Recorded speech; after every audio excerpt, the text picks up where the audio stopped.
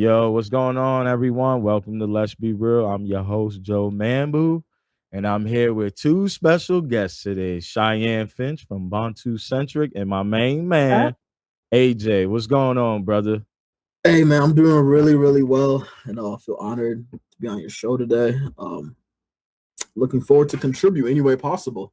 Oh, no doubt. We got much to talk about today. I see, first of all, we got to address that Patriots hat, though. What's going on with that? Lifelong Patriots, man. I Oh. go Bro, we talked about it. I thought you were going to take it off. What happened? No, never take it off. That's disrespectful. Word. We got a dress code here. You can't come never in here do like that. that. If anything, you're a Giants fan. You guys beat us twice, so if anything, you should be happy that I'm wearing it. If anything, No, Yeah. that doesn't make any sense. That just makes me even more disrespectful in my presence. Like, oh man, listen, no, I'm a lifelong Patriots fan. Obviously Brady's gone, but what we did in that 20-year run, it will never be duplicated. and I almost wore my Giants shirt today too. I should have worn it. I almost did it. Ain't no love for Green Bay up in here? No. No. I don't know where that is. Yeah. We're in New York, bro. man. What you doing? What you doing? Man. Okay. All right, everyone. Welcome to Let's Be Real. This is episode 109, and it's Inside the Bubble. Basically, it's some topics that's going on with the NBA bubble recommencing the season. And the first thing we want to talk about is the Jimmy Butler thing. So if you don't know, Jimmy Butler went nameless on his NBA jersey of the Saturday night contest versus the Denver Nuggets. He opted not to go with a name on the back of his jersey, which wasn't approved by the league, and they made him switch jerseys before the game started. I mean, how do you guys feel about that? Do you feel like, the NBA kind of dropped the ball on this by telling Jimmy to change his jersey, or do you feel like because it wasn't within the rules that the NBA was justified in doing so what they did? Personally, I think the NBA definitely overstepped. At first, when I first heard it, I thought he just came out with a blank jersey, so I was very confused.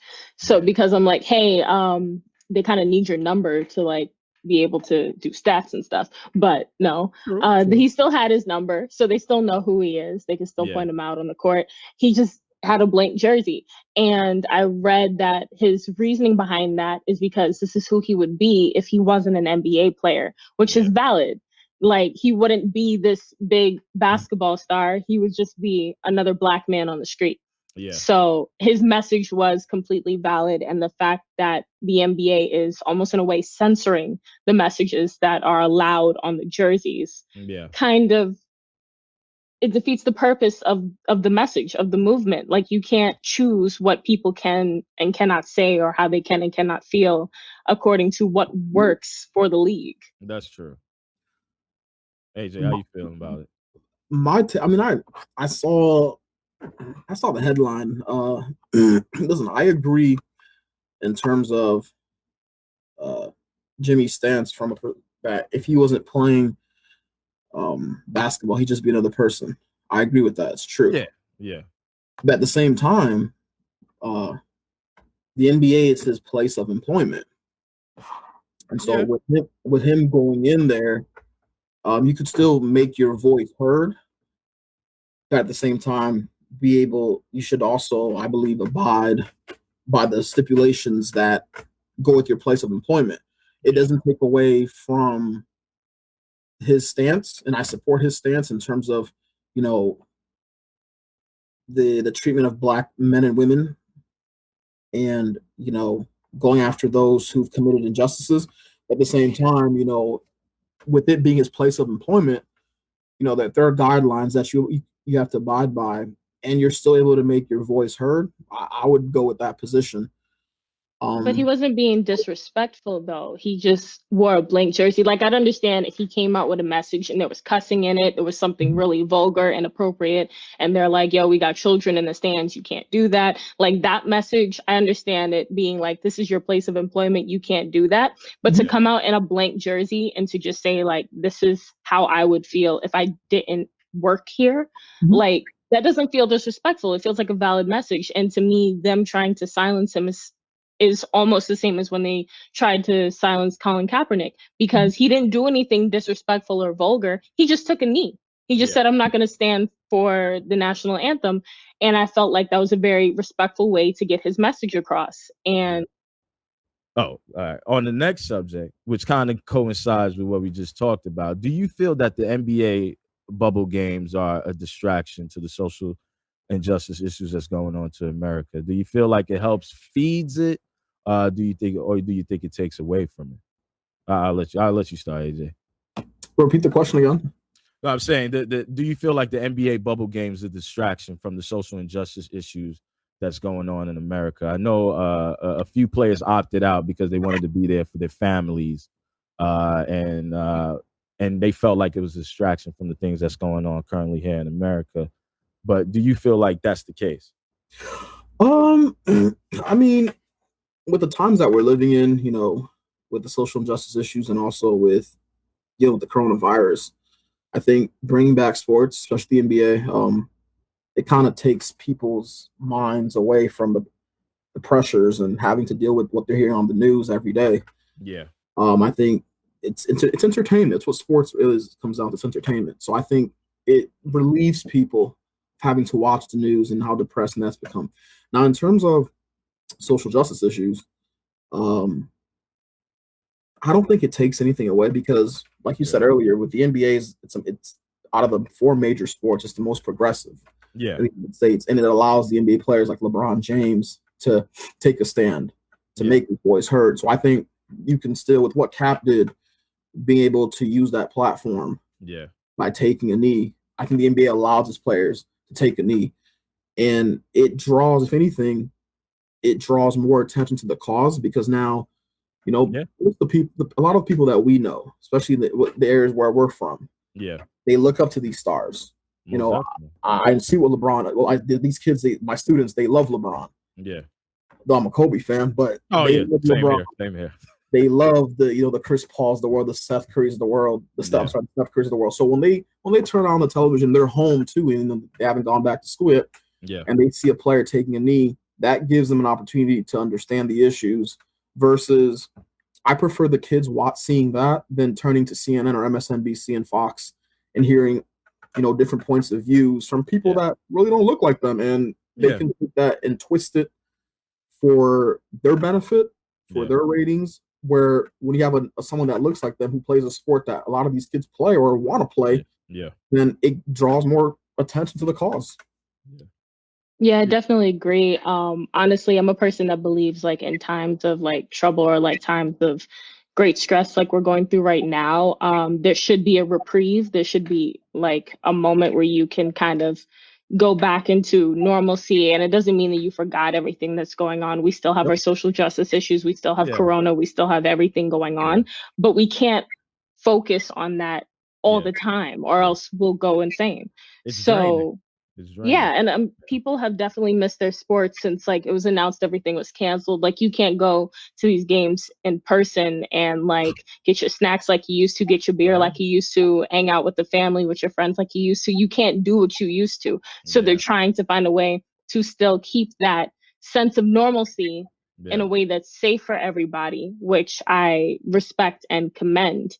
And I like that they're still kind of bringing attention to the social justice issues and making sure everything is safe and clean and like everybody is protected during this time, while also giving us a sense of entertainment. So that way we're not completely without the things that we're used to. That's true. And we have a minute to kind of just take a breath and go back into like who we are and what we like to do. Yeah, I agree. I mean, I think everything in life is a balance, right? You never get too high or too low. And I think the NBA being back does justice because, like you said, they are bringing these issues to light, with the Black Lives Matter. And sports Matter stimulate the economy. Like, yeah, most definitely. We need them. So I'm glad that it's back. I don't think it really takes away. I respect the players who aren't playing because they understand that they feel like their responsibility needs to be geared towards more than family than to the league. And I totally understand that. And I understand the guys who are there who are trying to use that platform, right? Because everybody's viewing in. That's really what it is. Everybody is viewing in, and they're using that platform and they're seeing players kneel and they're seeing the camaraderie, the solidarity. Whether you're black or white, doesn't matter. They're all kneeling, and it's all for a really good cause and for a really good issue. So I commend the NBA. I think it's really good that what they're doing, and it's exciting. Speaking of the bubble games, right? Listen, the Suns right now, right? Nobody's talking about the Phoenix Suns, right? And the Phoenix Suns are playing red hot basketball right now. Before the whole pandemic break, the Phoenix Suns got blown out by 16 points by the Golden State Warriors, in which Golden State Warriors is a really good team, right? In the past, we know they've been to the finals the past 5 years, but the Warriors right now are the bottom of the basement, right? When it comes to record wise, Sherman, usually the host on the show is a big Warriors guy, and me and him go back and forth all the time about the Warriors because I hate the Warriors. But nonetheless, we're not going to elaborate too much on that. But for sure, show up. Yeah, right. In relevance to the bubble game, in relevance to the season, the Warriors demolished the Suns and they had the worst record. But the Suns are red hot since the NBA came back, man. They're 5-0. They still have to do a little bit to make the playoffs, right? They have to do a play-in tournament style game as well. But some other teams have to lose for the Suns to make that. How do you guys feel about the Suns? Is this just like a fluke thing? Is this just Devin Booker is like in his bag now? Like, I mean, how are you guys feeling about this run by the Suns? Listen, man, I'm a Lakers fan. I'm a lifelong Lakers fan. Oh, my man. Okay, I'm a lifelong on the show more often. I'm a lifelong Lakers fan. So I go way back: Shaq, Kobe, Alvin Campbell, Nick Van Exel, way back. Yeah, word. But I'm gonna say this: Phoenix is hot right now. I mean, the beauty about playing in Orlando, with them playing in Orlando, there's no home court advantage. It's not, man. So it's like everybody comes out and plays, and anyone can catch fire at any time. Yeah. But I do believe come playoff time, when it comes down to, experience during these long playoff runs, I think the more experienced teams, the Milwaukee's, the Lakers, the Celtics, those more experienced ball clubs, I don't see Phoenix holding up. I mean, what they're doing right now is really nice. Yeah. But I could be wrong, but I just don't know when it comes to playoff basketball if they'll have that same intensity, seeing how LeBron has been to the finals, what is it, 9? Yeah, like 9 times. 3 times. And then you have an Anthony Davis, with the length that team has, and then you have some other experienced ball clubs. I think it's like playing regular season basketball. You have certain teams, they're gonna win games, they're gonna put up points. Yeah. But then when you have to go 7 games, the more experienced team, a team that's been there, they know what it takes to win. I don't know if Phoenix holds up, but I will say this. One thing I could give them is this: not having to travel. Yeah. I think it could play in their favor. It can play in their favor, but I'm not going to declare the Phoenix Suns being the NBA champions. No one's saying that. I'm not going that far, but you have to give credit where credit's due. They're hot. I mean, it is what it is. You have to respect what they're doing. But I really believe down the stretch, when you have a LeBron James and Anthony Davis, guys who's been tried and, and proven, and there's other ball clubs, 2 more experienced ball clubs who've had deep playoff runs. Yeah. I think Phoenix, I'm going to go with the more experienced team. Yeah. I want to play devil's advocate. All right, go ahead. And go Phoenix, just because I feel like this is really the time of the underdog. We've had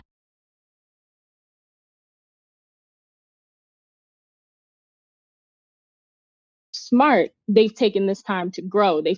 They're trusting that. Whereas the underdogs, if they're smart, they've taken this time to grow. They've taken this time to learn, to study, to improve, and so that they can come back. And that's why the Suns are up like they are right now, because they came back with a completely different mindset. They came back like, I'm ready to play this new game, because we're in a time that nobody understands. And while these bigger teams are going to come cocky because they're the bigger teams, they're going to come new and improved. Yeah. Question. So I always like to root for the underdog. Question. Now, I'm question. And in the NBA, a lot of it has to do with matchups. It's true. Does Phoenix match up well with the Lakers? No, Will they so match up with the Lakers? Yeah, in terms of, they match up. Like, are the matchups do they favor Phoenix? That's not fair because I'm a Lakers fan too. So You know what I'm saying? you can't play me like this. So this is what I will say with this, right? Like the Lakers, obviously, Lakers and Clippers, everybody's talking about them in the West, the Bucks in the East, the Raptors in the East. But this is the time where an unsung team like Phoenix could come in and do some damage, right? They're 5-0, right? Their next three games is against Oklahoma, right? Obviously, Chris Paul's an MVP candidate. Philadelphia, where Ben Simmons is now leaving to get surgery, so he's not going to be playing. And Dallas, which, Luka Doncic has been playing insane, right?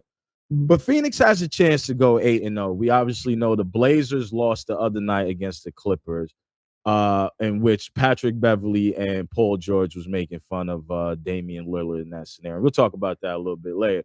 But Devin Booker right now is high. I don't know if you guys seen that game where it was the Suns versus the Clippers. Now, to me, what I see, and this is why I kind of agree with Cheyenne, is that the Clippers are the hottest team in the league, which is crazy because as a Laker fan, it hurts me to say that. God, remember they were like babies, like right? They were always, until they win a title, they'll always be babies to me. I mean, Clippers. Listen, yeah. I remember I went to see a Lakers game in person, and the Clippers ran out, and I was like, "What is this?" Yeah. Where's the Lakers? Listen, I'm telling you, it's the time, and you look at it like this: the Lakers are a great team, right? But the Lakers, they're two stars. The problem is that the teams that are too good get complacent because they know they're too good. They feel like they could turn it on anytime. The problem with that is like now it's reported that LeBron James and Anthony Davis aren't doing shoot-arounds, right? So the Lakers are dead last in 3. This hasn't been a thing that just happened in the bubble.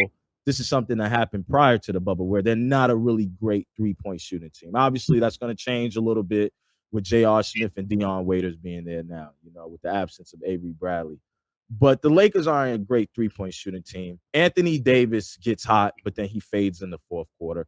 LeBron James is putting too much of the onus on Anthony Davis, right? And then if you look at that Lakers team is really top-heavy, right? You have 2 of the top 5 players. You have Anthony Davis and LeBron James, right? Outside of that, you ain't got much because JaVale McGee, we know him from Shaq and the Fool. Yeah. You know what I'm saying? Well, Dwight Howard has revitalized his career, but he's asked not to do as much as he used to back in the day, right? But J.R. Smith, if you're telling me the Lakers can go ahead and turn it on anytime with, the Henny god J.R. Smith and Dion Waiters, like that's a little different. You know what I mean? Where the Clippers is more deep with Montrez and Chicken Wing Lou. You know what I'm saying? but to Cheyenne's point, the Suns are hungry, and Ricky Rubio talked about it. These are all guys who are unproven, and in this bubble, you have the opportunity to slay Goliath. You know what I'm saying? You have the opportunity to slay Goliath. And listen, some things have to happen for Phoenix to get in. Like teams have to lose, even if they go 8-0. Phoenix, some other teams have to lose. But the fact that Devin Booker is the meager age of 23 years old, and he is doing things to Paul George and Kawhi Leonard. Listen, Monty Williams is a great head coach. This is an opportunity to, if anything, if there's any moral victories can be happening in this NBA bubble, the Suns, even if they don't make the playoff, this is a great building block for them to be a dangerous team. Listen, he's young and hungry. Yeah, Denver has done it. Denver has done it. There's no reason why the Suns can't do it too. You know what I'm saying? So we got to look out. It may be a thing where the Lakers and Clippers don't even win the finals. You might get the Boston Celtics. And, as Lakers fans, we should all hate Boston. I think we could agree on that.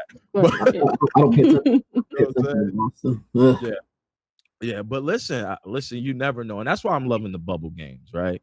Because there's teams that wouldn't make the playoffs, but they might get the chance to make the playoff because of the new format that is now currently going. Now, question with the tournament. I know it's a tournament format, correct? It's like a playing tournament.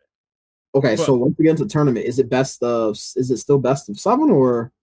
I don't know. I don't know if I think it's like a play-in game, right? So once the play-in games are done, then the Eastern Western Conference, those playoffs will play as they normally do. Okay.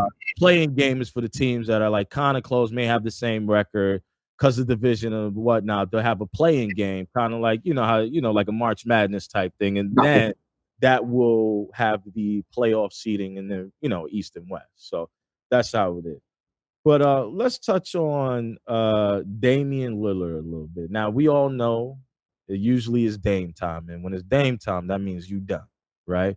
That's the reason why Paul George is now in LA, and it's the reason why now Russell Westbrook is in Houston, because Dame time shut the door on OKC, right? So there was a game against the Clippers a couple nights ago that Dame missed 2 free throws. The Clippers ended up winning that game, but Paul George and Patrick Beverley proceeded to mock Damian Lillard as he missed those free throws. Now, there's some beef with those two, as we all know. The reason why Paul George is not in OKC anymore, because the last time Paul George was in an OKC uniform, he got Dame time hit on him, right? You remember Dame? He hit that 3, and Paul George said it was a really bad shot. So I guess Paul George and Pat Beverley got a little bit of revenge because they both played for the Clippers and they beat the Blazers. How are you feeling about that, Dame? How do you feeling about that whole situation between Dame Lillard and Paul George and Pat Beverley? AJ, I'm gonna let you rock on this one. I read along the lines he had, I think, tweeted. That's why he keep moving around, something like that. That's what Dame had tweeted. Listen, he ain't lying. When I read that tweet, I was like, Yeah. people don't talk real like that anymore. And Dame Lillard was talking some real shit. He was talking. I mean, I've never viewed Paul George as a superstar. I've always viewed him as a Scottie Pippen type of player. I could agree with that. You put him alongside a star like a Kawhi Leonard, he will shine, because we saw when Paul George was in Indiana, he could never get past LeBron, even when they would go 2-1. And this is our year against Miami, and they would choke, whether it'd be in 6 or 7 games. So with PG, I never saw PG as that guy. So I mean, when you're not that guy, you don't want to go after a guy like Damian Lillard, who leads this team, even though I think he'll never win a championship in Portland with that team. Yeah, I agree. But I wouldn't go after if with Paul George's situation, moving around and not being able to get over the hump, and I wouldn't have gone after him. But I think it's all fun and games. I mean, I hope it is. I don't think it's anything beyond that, because I don't. Yeah, I think it's all fun and games, to be honest with you. But Dame was speaking. There was truth to what he was saying. Yeah, I mean, I totally agree. Paul George moved quite a few times. I like Paul George, but at the same time, listen, he's 1B, right? He's never going to be a 1A. That's why he's there with Kawhi. But Dame is right, man. Like, listen, Paul George is kind of front running, because the Clippers are going to make the playoffs no matter what. They're going to be number 2 seed in the West, right? The lowest they could go is the 3. But listen, Dame was totally right on his tweets, and everybody has a bad game. All right, I thought it was a little bit distasteful, because it was one of the things is like, I know it's in within competition to do that. Yep. But it felt distasteful. It felt distasteful a little bit to me for Paul George. I mean, well, it wasn't Marcus Morris and Patrick Beverley to be laughing on the sideline. You know what I mean? Dame is a tremendous player, and Paul George waved goodbye, but it's like, you didn't hit the final shot. So, it's like, you're hiding behind your team. You know what I'm saying? But you never know. I don't think the Blazers are going to make the playoffs, but it would be interesting to see that as a first round matchup between the Clippers and the Blazers, just to see if Dame could do it again, because it'll be different this time. You know what I mean? The Clippers? Listen, that's what I'm saying. If he does it against the Clippers, Paul George can never say anything ever again in his career, ever. You know what I'm saying? I'll give you this. If it was like college basketball, the NCAA tournament, 1 and done, okay. But if it's best of 7, yeah, I don't see it going 5 games. really. Nah, with the Clipper against the Clippers. Listen, that backcourt in Portland dangerous, man. They could heat up. And then what happened against Golden State last year? What? No, listen. Golden State. The last year before that. Listen, Golden State arguably is the greatest basketball team of all time. One time I went to go see them. Of all time? All time, arguably. Think about it. I'm talking about the Kevin Durant Golden State Warriors. Nah. Who would be better than them? The 96 Bulls? Listen. It depends on the rules, right? It depends on the rules. The 86 Celtics? Listen, but we're not even talking about the 2000, 2001 Lakers. We're all Lakers fans. Exactly. But listen, that Golden State team is dangerous, man. That's a dangerous team. As a Lakers fan, how can you call any other team the greatest of all time? Like, how dare you? Look, Kobe's the greatest player of all time. That's what I will say. I did not come onto your show to be disrespected like this. You know what I'm saying? But listen, that Warriors team is dead. So anybody who is beating, if you're beating that Golden State team like the Raptors did last year, it had to be injuries, right? To the point where, definitely. To the point where it was, if you had Klay Thompson, they still could have won. That's how dangerous that Golden State Warrior team is. Now they don't got Kevin Durant. Listen, it's in the history books that the Raptors won that championship. Mm-hmm. But it could have been a different story if Klay and KD was part of that championship, that team last year. I just want to touch a little bit. Speaking of the Golden State Warriors, right before we head off, how do you feel about Draymond Green talking about Devin Booker, right?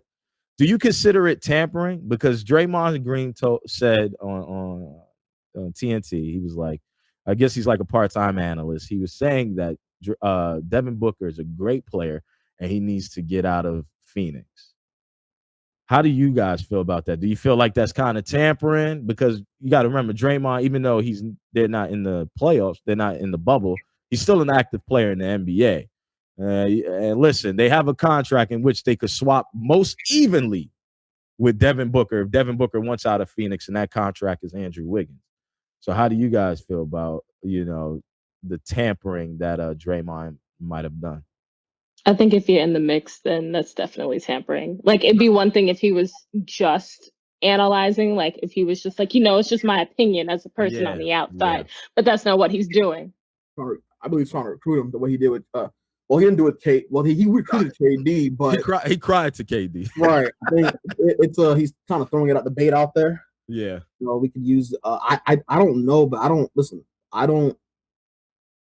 know how deep Devin Booker would fit in Golden State. Yeah. Oh, another shooter. Come on. Yeah, coming off the bench. No, he could be the two. That you can move. You can move Klay Thompson to the 3. You can move Klay Thompson to the 3. Has Klay ever played the 3? Yeah, he's a shooting guard / small forward. You can move him to the 3. That'd be interesting. Yeah. So wait, so you have Steph, Devin Booker, and Klay. That'd be interesting. That's dangerous. That's dangerous, man. But listen, Cheyenne, anything you want to say before we go on the? She like, nah, I'm good. You know me, underdog. I want Devin to stay where he is. Take the Suns all the way. I feel you. I want competition. I agree with you, Cheyenne. I want competition. Listen, I want to thank you guys for tuning into another episode. I want to thank Cheyenne and AJ for coming in, filling in for Big Sherm. You guys did a wonderful job. I look forward to having you guys back. If you, for the people out there, if you got any questions and comments, make sure, or even topics you want to talk about, hit us on lbrstalk@gmail.com. Subscribe to us on YouTube, Let's Be Real Sportscast. Check out the LBRS Sports blog where Big Sherm does a good job in between episodes providing dope content. And Instagram as well. Listen, I want to thank you guys for tuning in. I really appreciate you guys jumping in because it was amazing. It's fun. I hope we do it again. And that's another episode in the bag. Peace. Yeah, anytime. Appreciate you, man. Oh, yeah, no doubt.